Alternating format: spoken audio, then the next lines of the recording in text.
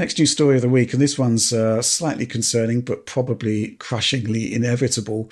We have this story here that Sony is essentially sunsetting its Blu-ray and optical disc business for the consumer market, and the announcement that the B2B side of it, business to business, will continue until it becomes unprofitable.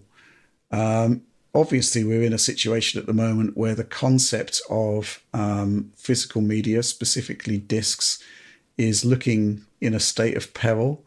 And this isn't great news. John, what do you make of it? It doesn't seem to be a big deal.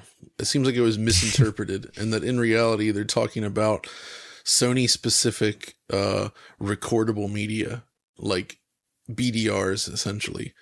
Which I can definitely imagine not being a huge thing at this point, but it doesn't seem to have it. First of all, so John Doyle commented on this, the guy who's originally started Does It Play and does Lost and Called as well, and he noted that, and like the past, other companies primarily handle the actual Blu-ray duplication and creation for games, movies, etc. Like Vantiva, he cites as being responsible for 80 to 90% of the discs in North America.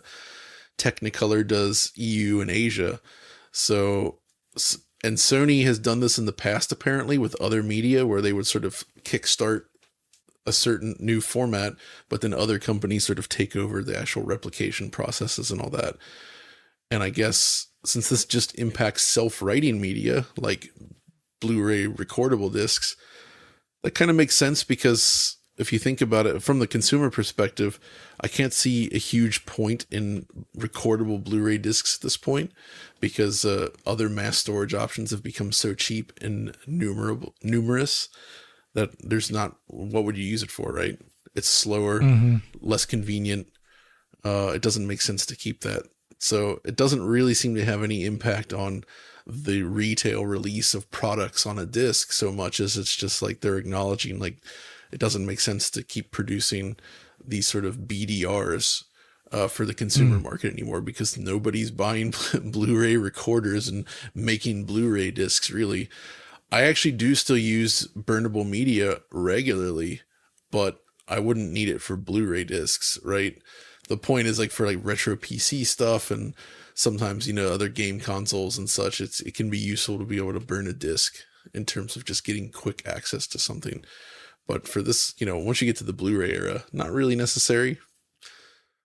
So this makes sense. It's a shame for the jobs lost, but I think it was perceived initially as like they're ending Blu-ray media production. It's over for physical games and movies and such, but it's not that at all.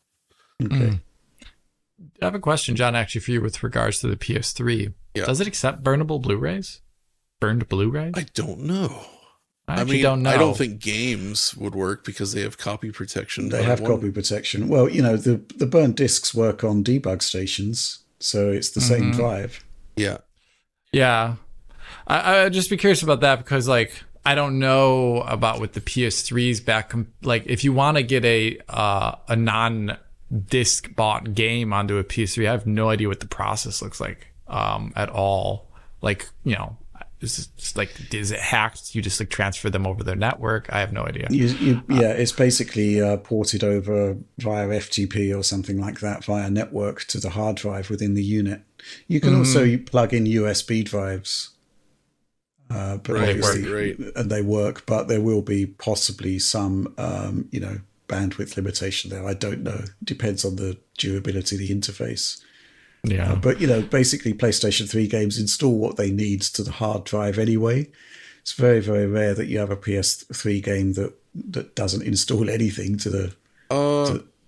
It's less common than you think. I mean, most of the PS3 games would install little tiny bits of data, but mostly they were run from the disc, right? It does seem like with a hacked PS3, it looks like you can probably read burned Blu-ray discs. So if you have CFW on there, you can do it.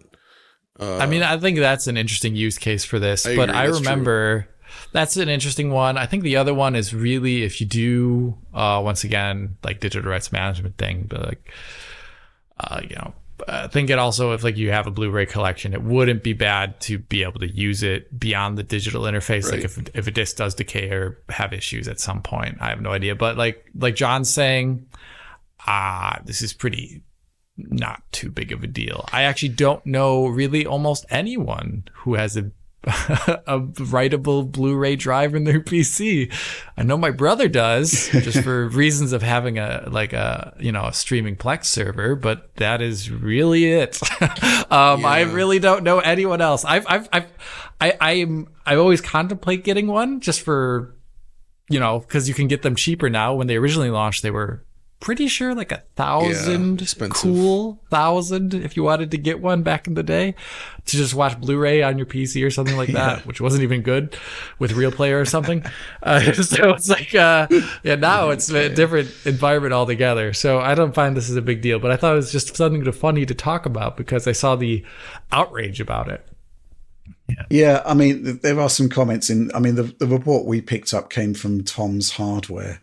And there are comments in there like, hey, stock up on your BDRs because, you might not be able to buy them soon. But, it's not just Sony that are making them.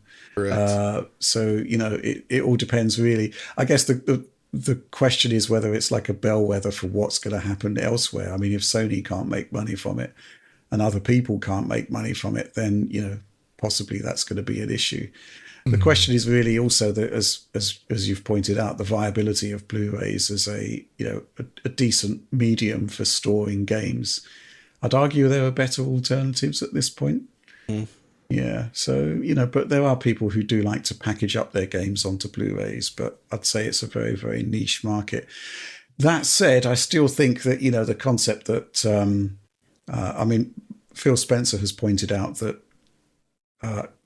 They're having trouble getting optical drives because not many are being made these days, which means the prices go up.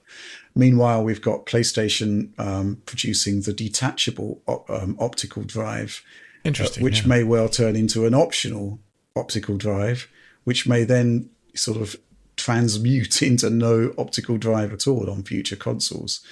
So, yeah, maybe it's not quite related to this, but there are still sort of valid concerns about the delivery mechanisms of games in the future and the question of game preservation as a whole. But I think you're right generally when we talk about this on PC, John, that, typically, whether it's through piracy or whatever, or GOG, yeah, there are ways to preserve games.